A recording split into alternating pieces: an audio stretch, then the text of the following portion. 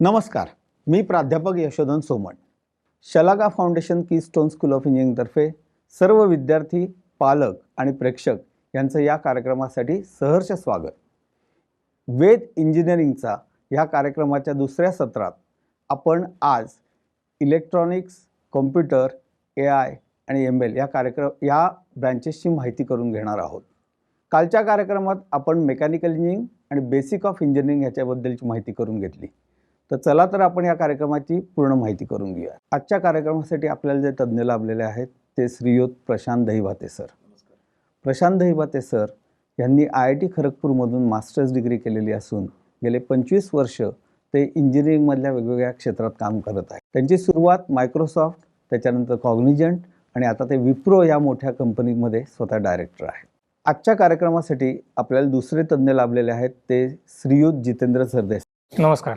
जितेंद्र सरदेसाई सरांनी masters in electronics engineering हे COEP मधून पूर्ण केलेले असून त्याच्यानंतर ते 2 वर्ष आउट ऑफ इंडिया काम केलेलं आहे. त्याच्यानंतर त्यांनी इलेक्ट्रॉनिक्स आणि कॉम्प्युटर IT या क्षेत्रात कन्सल्टन्सीचा प्रोजेक्ट चालू केले.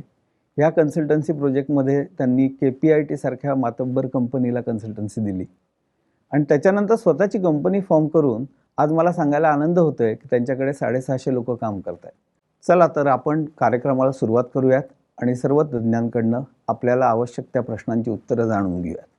जितेंद्र सर, मला आठवतं आहे आपण जेव्हा विद्यार्थी होतो तेव्हा बोर्डात येणारे टॉप 10चे विद्यार्थी हे ENTC या ब्रँचकडेच जायचे. तर या ब्रँचबद्दल आम्हाला थोडीशी पार्श्वभूमी सांगाल का? सर, तुम्ही अगदी बरोबर बोललात. मला माझीच आठवण आली. त्यावेळेला इलेक्ट्रॉनिक्स आणि टेलिकम्युनिकेशनची ब्रांच ही एकदम जोरात होती, नवीन होती आणि त्या याच्यात मला प्रवेश घेता आला. खरं तर इलेक्ट्रॉनिक्सची सुरुवात ही इलेक्ट्रॉनचा शोध 1897 मध्ये जे थॉम्सनने लावल्यापासूनच झाले. पुढे कॅथोड रे ट्यूब झाल्या, नंतर ट्रान्झिस्टर झाले, कम्युनिकेशन सुरू झालं, नंतर पुढे त्याचंच रूपांतर मायक्रो प्रोसेसर्समध्ये झालं आणि असं करत एका लेवलला जग छोटं होत गेलं, जरी इलेक्ट्रॉनिक्स खूप पुढं जोमाने वाढत गेलं. आज तसं बघितलं तर पूर्वी पहिला जो कॉम्प्युटर झाला तो खूप मोठ्या एखाद्या साईजचा होता. 1-2 खोल्या बसतील एवढ्या मोठ्या साईजचा होता आणि तेवढीच पॉवर आज आपल्या साध्या मोबाईल फोनमध्ये आलेली आहे. त्याच्या पुढचा प्रवास अजूनही चालूच आहे. आपली वेअरेबल्स आलेली आहेत आणि पुढे जाऊन आपण बघू की लोक पार शरीरामध्ये, ब्रेनमध्ये चिप्स बसवण्यापर्यंत ते जाणार आहे. त्यामुळे तसं बघितलं तर इलेक्ट्रॉनिक्स आणि टेलिकम्युनिकेशन ही जगाला असलेली फार मोठी देणगीच आहे. अगदी बरोबर सर. म्हणजे मला आठवतंय की 50 वर्षापूर्वी जर कोणी सांगितलं असतं की 5000 पुस्तकांची लायब्ररी एका हार्ड डिस्कमध्ये मावू शकते तर आपण विश्वासच ठेवला नसता. तर या ब्रँचेसविषयी दहिबाते सर आम्हाला सांगा की विद्यार्थी जेव्हा या ब्रँचकडे बघतो आणि सिलेक्शन करतो तेव्हा त्याच्याकडे कुठल्या पद्धतीचे स्किलसेट असावेत किंवा कुठल्या विद्यार्थ्याला या ब्रँचमध्ये चांगल्या पद्धतीचा सक्सेस मिळू शकेल? नाही, एकदम व्यवस्थित प्रश्न. आपल्याला जो फंडामेंटल्स असायला पाहिजे, मुलांना जी आवड असायला पाहिजे आणि हे फाउंडेशन जे आहे ते 10वी 11वी 12वी त्याच्यामध्ये आपल्याकडे A1 इलेक्ट्रॉनिक्स म्हणून जो कोर्स असायचा टेक्निकलमध्ये, तर तो एक चांगला आहे to start with on that. तुम्हाला प्रत्येकाला थोडीफार आवड तर असतेच आणि एक इन्क्लिनेशन, इंटरेस्ट असायलाच पाहिजे. बाकी पुढचं जे आहे you can definitely work it out. आपल्याला जे हॉबीज डेव्हलप झालेले आहे तुम्ही वाचायला त्याच्यातून शिकायला पाहिजे. बट 11वी 12वीतलं जे काही तुम्हाला ते अभ्यासक्रम आहे त्याच्यातही आपल्याला बऱ्यापैकी टेक्निकल अँड लॉजिकल स्टार्ट करायला it's a good foundation to start with electronic and telecommunication कोर्ससाठी. सर, अगदी बरोबर. म्हणजे 12वी सायन्स झालेला विद्यार्थी ज्याला इलेक्ट्रॉनिक्सबद्दलची थोडीशी जिज्ञासा आहे असे सर्व विद्यार्थी ह्या ब्रँचेसमध्ये ॲडमिशन घेऊन यशस्वी होऊ शकतील. तर सर मला सांगा की तुम्ही इलेक्ट्रॉनिक्सबद्दल COEP मधनं 4 वर्ष शिकलात आणि तुम्ही आत्ताची पण सिलेबस बघितलेली आहे. तर हा विद्यार्थी इलेक्ट्रॉनिक्स ब्रँचमध्ये नक्की 4 वर्षात काय शिकतो? सुरुवातच मॅथमॅटिक्सपासून होतेच, पण त्याच्यानंतर digital signal processing, micro processors, control systems, त्याच्या पुढे जाऊन नेटवर्क्स, मग प्रोग्रामिंगमध्ये ऑब्जेक्ट ओरिएंटेड प्रोग्रामिंगच्या वेगवेगळे लँग्वेजेस, तिथनं पुढं जाऊन अगदी मॉडर्न सब्जेक्ट्सपर्यंत क्लाउड कॉम्प्युटिंग, AI या सगळ्यापर्यंतचे वेगवेगळे विषय आता शिकवले जातात. सर तुम्ही इलेक्ट्रॉनिक्स, टेलिकम्युनिकेशन, आर्टिफिशियल इंटेलिजन्स असे आम्ही वेगवेगळे शब्द ऐकतो. तर मला असं विचारायचं आहे की या इलेक्ट्रॉनिक्स इंडस्ट्रीमध्ये नवीन कुठली कुठली क्षितिजं ओपन होत आहे? आता स्काय इज लिमिटलेस, म्हणजे जसं आपण म्हणतो त्याच्यात इलेक्ट्रॉनिक्स आणि क्लाउड कॉम्प्युटिंग हे ऑलमोस्ट हे मर्ज झालेलं फील्ड झालेलं आहे. आज तुम्ही प्रत्येक गोष्ट घ्या, म्हणजे तुम्ही घरात वापरणारे गॅजेट्स, आता तुम्ही टी व्हीसमोर बसलेला आहात, ह्याच्यात इलेक्ट्रॉनिक्स आणि अँड्रॉइड टी व्ही आपण जे म्हणतो ते दोन्ही आलेलेच आहेत. ओके, तर त्या हिशोबाने आपण असं विचारलं तर म्हणजे नाव हा जो लँडस्केप आहे हा पूर्णपणे मर्ज झालेला आहे. आता हे काय असे दोन वेगळे विषय राहिलेले नाही आहेत.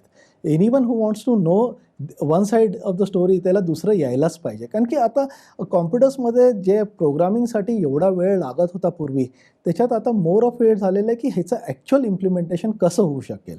आणि every gadget you can see like की हा इलेक्ट्रॉनिक्स अँड कॉम्प्युटर्सचा हा फ्युजन झालेला आहे. तर तसं हा हे फील्ड हा इव्हॉल्विंग आहे, इव्हॉल्व होत राहणार आहे आणि day by day it is going to get more and more interesting out of it. Sir तुम्ही क्लाउड कॉम्प्युटिंगमध्ये काम करता.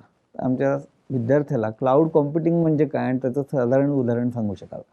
ॲब्सोल्युटली. आता क्लाउड कॉम्प्युटिंगमध्ये काय होत होतं, पहिले आपण सगळं जे काही प्रोसेसिंग व्हायचं, पहिले जे वापरले जायचे टेक्नॉलॉजी किंवा बॅकएंड टेक्नॉलॉजी आपण ज्याला म्हणतो, ते सर्व्हर्स टेक्नॉलॉजी आपण म्हणायचो, की आपले एक डेटा सेंटर्स होते, त्याच्यात सर्व्हर्स होते. आता ह्याच्यात झालेलं असं आहे, की हे जे सर्व्हर्स आहेत, हे आता मूव्ह झालेले क्लाउडमध्ये, म्हणजे ॲझ्युअर, AWS, Google ह्यांनी मोठे मोठे डेटा सेंटर्स त्यांचे स्वतःसाठी बनवलेले आहे. आणि ते तुम्हाला जो काही पहिलेचा कॉम्प्युटिंगमध्ये वेळ घालवायला जायचा, की तुम्हाला आज सर्व्हर ऑर्डर करण्यापासून तर सर्व्हर यूज करण्यापर्यंतचा जो वेळ जात होता, आता क्लिक ऑफ द मोमेंटमध्ये होतो. अगदी बरोबर. आता माझा डेटा कुठं आहे, कुठल्या सर्व्हरवर आहे, माझा सर्व्हर भारतात आहे, कुठल्या सिटीमध्ये आहे, त्याच्यावरती सिक्युरिटी सिस्टीम्स किंवा वेगवेगळे सॉफ्टवेअर कुठं आहेत याचा विचार आज अजिबात करायला लागत नाही. ते सगळं आज आपण म्हणतो की ते क्लाउडमध्ये ठेवलेलं आहे. त्यामुळे क्लिक ऑफ अ बटन तुम्ही फक्त सबस्क्राईब करा. आज आपण रोज म्हणजे किती लहान मुलगा असला किंवा किती वयस्कर माणूस असला तरीसुद्धा आज आपण वेगवेगळी सबस्क्रिप्शन आपल्या मोबाईल्सवरती किंवा लॅपटॉप्सवरती घेत असतो. ती सगळी कुठनं येतात, तर त्या सगळ्या गोष्टी या क्लाउडमध्ये असतात. सर जसं सरांनी सांगितलं, आम्हाला एक दरवेळी प्रश्न पडतो की आमचा इलेक्ट्रॉनिक इंजिनियर म्हणजे तसं बघितलं तर मेकॅनिकलमध्ये बघा मशीन्स दिसतात, पण इलेक्ट्रॉनिक्समध्ये आम्हाला दिसत काहीच नाही. बरोबर. तर त्याच्यात दोन पद्धतीने तो काम करत असतो. एक म्हणजे कन्झ्युमर गुड्स ज्याला आपण म्हणतो, आणि दुसरं म्हणजे त्याच्यानंतर कॉम्प्युटर रिलेटेड ज्या काही सर्व्हिसेस आहेत त्याच्यात काम करत असतो.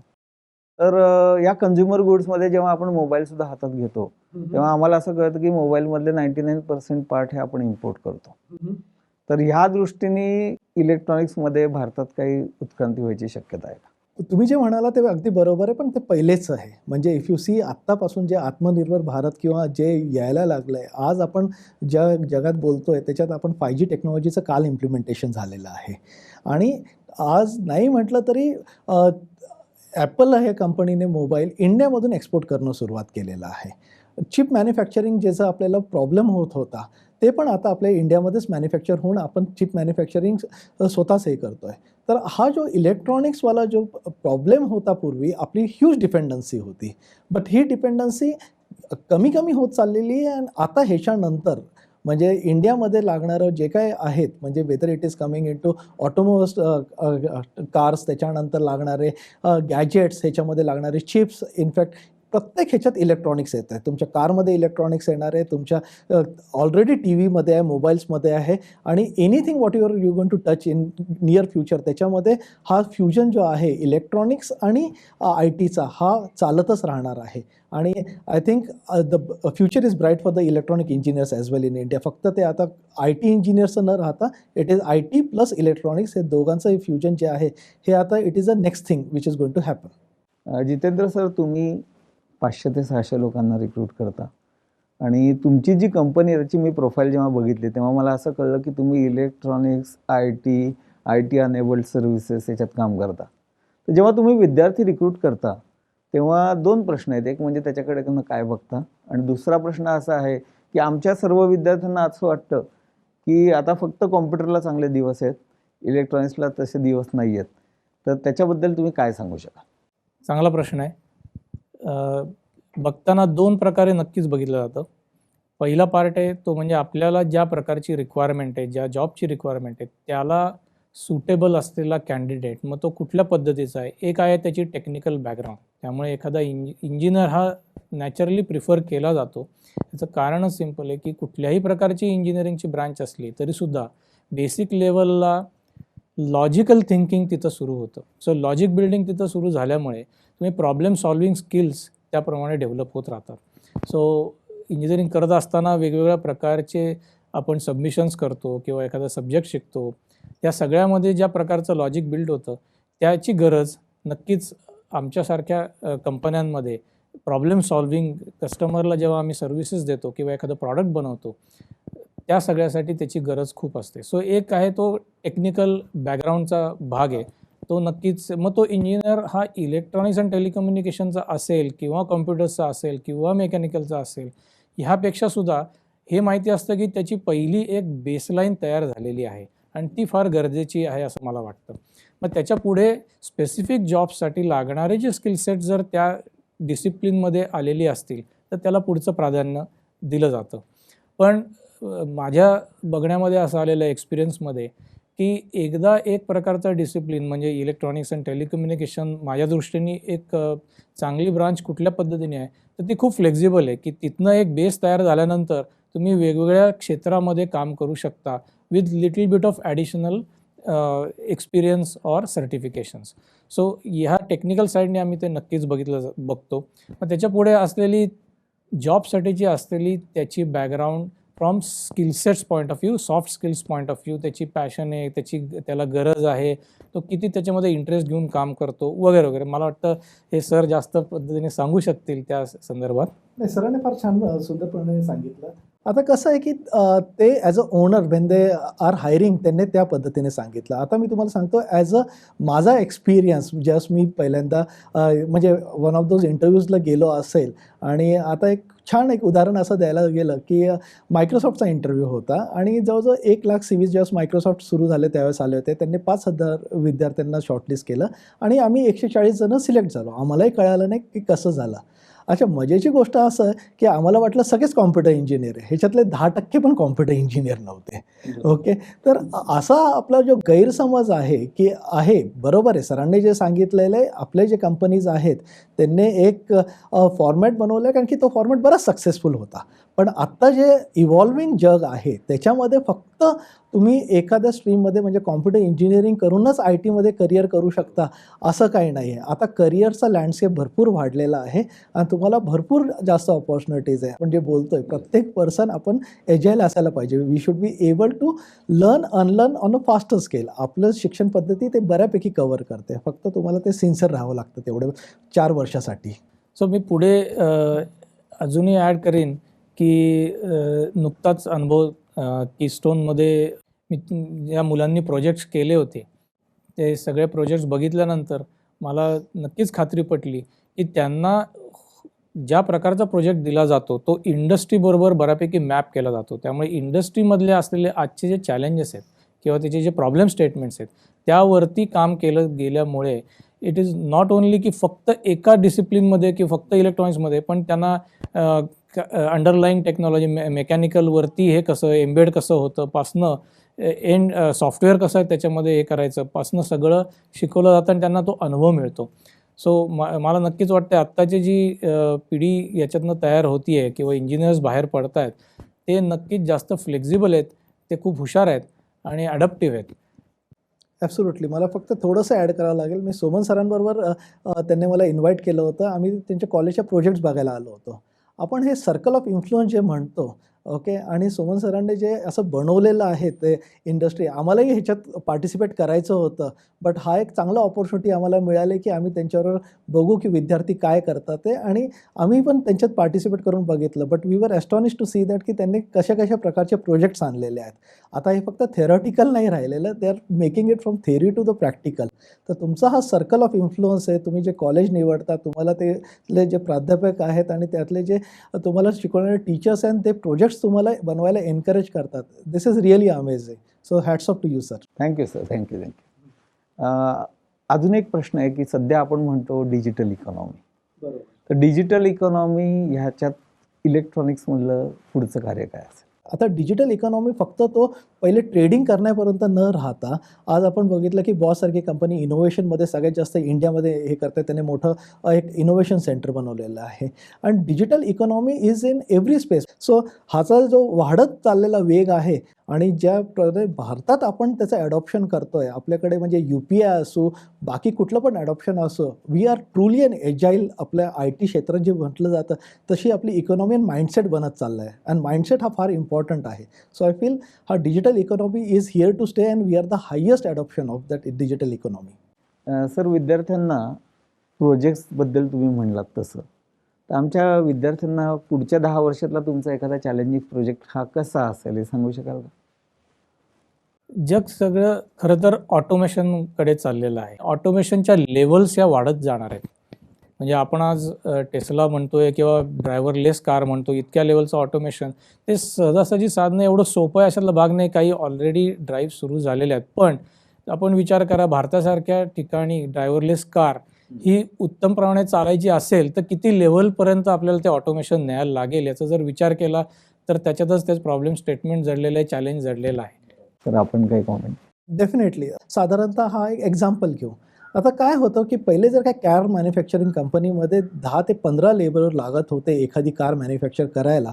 आज ते झालेलं आहे कम्प्लिटली रोबोटिक आणि त्याला यूज करून ऑटोमेशन.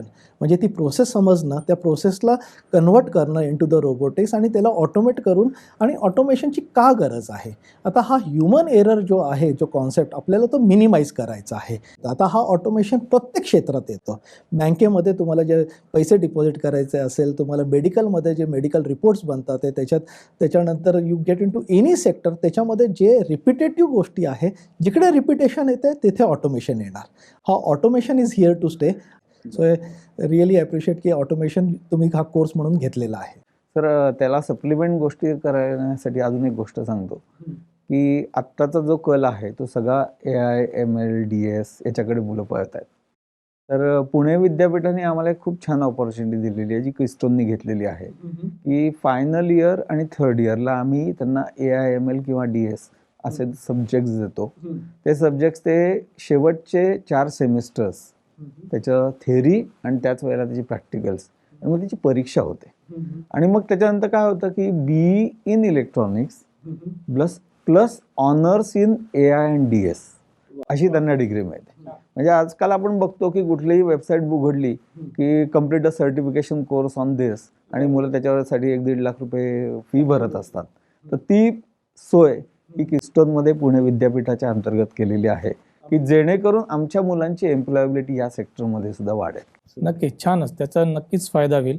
कारण पूर्वी कसं व्हायचं की एम्प्लॉई म्हणून घेतल्यानंतर त्याला ट्रेनिंग करण्याचा जो पिरियड होता तो बऱ्यापैकी मोठा होता. ट्रेनिंग पिरियड बऱ्यापैकी शॉर्ट होऊ शकतो आणि इमिजिएटली प्रॉडक्टिव्हिटी सुरू होऊ शकते.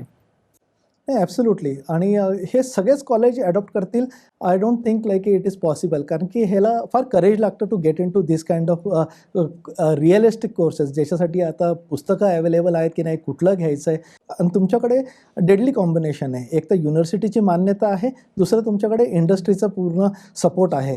आणि ह्या दोन्हीचं कॉम्बिनेशन घेऊन तुम्ही स्टुडंट्सला जे आणून देत आहे ते लेटेस्ट गोष्ट आणून देत आहे आज जे खरंच गरज आहे. तर फक्त थेरॉटिकल किंवा इंडस्ट्रीने तुम्हाला किंवा युनिव्हर्सिटीने तुम्हाला सांगितलेलं नाहीच, तर त्याच्यातल्या त्यात तुम्हाला इंडस्ट्रीकडून पण इनपुट्स आहे की तुम्हाला काय करायला पाहिजे, काय चालू आहे. आम्ही पण एन्थुझिस्टिकली फार शेअर करतो की सर तुम्ही हे करून बघा, आम्हाला तुमच्या स्टुडंट्समध्ये हे पाहिजे. कारण की आम्ही ज्यास इंटरव्ह्यूला येतो त्यावेळेला तुमच्याकडे हे गोष्ट नसतात. आणि ज्यावेळेस आम्ही परत तुमच्याकडे येतो to see your exhibitions, to see your ह्याच्यात, आम्हाला ते दिसतंय की तुम्ही ॲडॉप्शन फार सुंदर पद्धतीने करता. So please keep it going. Yes, thank you sir. आपल्या बिझी शेड्यूलमधनं सुद्धा वेळ काढून आपल्या आजवरच्या अनुभवाचं कथन करण्यासाठी आणि त्याचा फायदा आमच्या विद्यार्थी आणि पालकांना करण्यासाठी तुम्ही इथं आलात. शलाका फाउंडेशनतर्फे प्रशांत सर आणि जितेंद्र सर आपले खूप खूप धन्यवाद.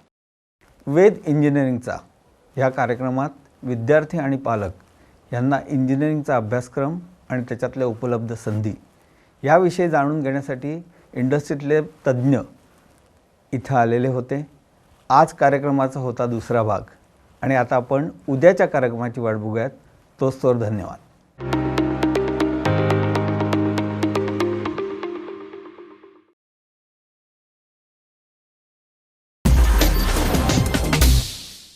छत्रपतींचा विचार म्हणजे